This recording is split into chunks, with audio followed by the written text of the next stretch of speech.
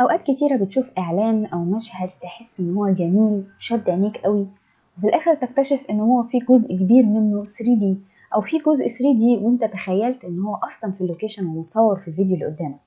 اوقات كمان بتشوف خدعة جميلة، الوان مبهجة، اضاءة جذابة، وكل ده نفسك تعمله او على الاقل تقرب منه. ده بالظبط اللي دبلومة 3D كومبوستنج معمولة علشان، واللي من خلالها بتقدر تدمج بين 3D وبين فيديو بحيث يطلع مندمج مع بعض قوي بشكل جذاب وجميل. وده بيفتح لك سكك شغل كبيرة جدا او يطور في مستواك انت لو انت واحد شغال في شركة وحابب توصل للنكست ليفل، لليفل اعلى من الموجود حالي، او ان انت شغال في وسط تيم كفريلانس وحابب تقفل شغلك بحيث تعرضه عندك في البروفايل بتاعك بشكل جذاب، او شخص بيحب مجال الفي اف اكس بشكل عام وحابب يدخل المجال دوت او يكمل الجزء اللي عنده بال 3 دي لكن مش عارف يغطي الفجوه اللي ما بين ال 3 دي واللايف، ازاي يخلي ال 3 دي حقيقي جدا. ده بالظبط اللي احنا بنركز عليه في دبلومه ال 3 دي كومبوزيتور. ككومبوزيتور محتاج تبقى فاهم ازاي الشاشه بتتعامل مع الالوان، ازاي تخرج الريندر 3 دي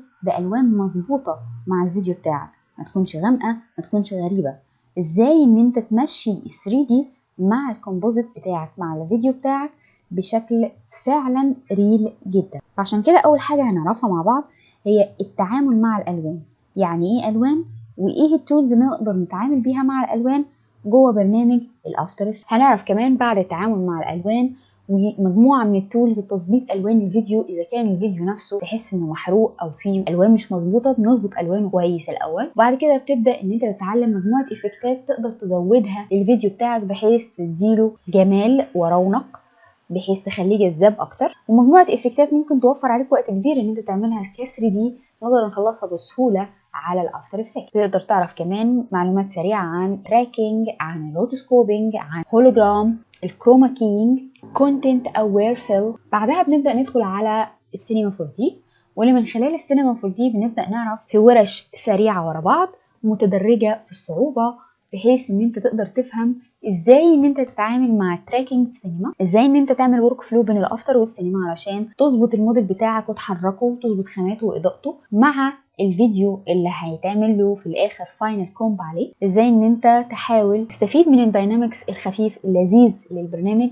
بحيث ان انت تضيف ليها للفيديو بتاعك حركات جميله جذابه للاعلان. المشاريع اللي احنا شايفينها دي هي نتائج من الشغل بتاعنا من خلال الكورس، واللي هتعرفه في كل ورشه منفصله خاصه بكل مشهد من المشاهد اللي احنا شايفينها. 3 دي كومبوستنج من التخصصات المطلوبه جدا جدا في السوق دلوقتي وبشكل عام، سواء كنت انت في شركه او كفريلانس او كونتنت كرييتور بتعمل محتوى خاص بيك، سواء انت شغال كفي اف اكس ارتست او شغال كموشن ارتست. كل الاحوال بتحتاج ان انت تقفل شغلك وتديله لمسه فنيه اخيره في مرحله الكومبوستنج، وده اللي بنركز عليه مع بعض في دبلومه 3 دي كومبوستنج اللي بنمشيها مع بعض خطوه بخطوه من الزيرو لحد النتائج اللي احنا شايفينها. لو انت من الناس اللي حابه انها تطور في مجالك او حابب المجال دوت وحابب تدخل فيه وان انت تبدع فيه شغل فني جميل، فما فيش وقت للتردد ويلا نبدا مع بعض. وتواصل معانا واتساب عشان تعرف تفاصيل اكتر للاشتراك. كان معاكم هبه حسن والسلام عليكم.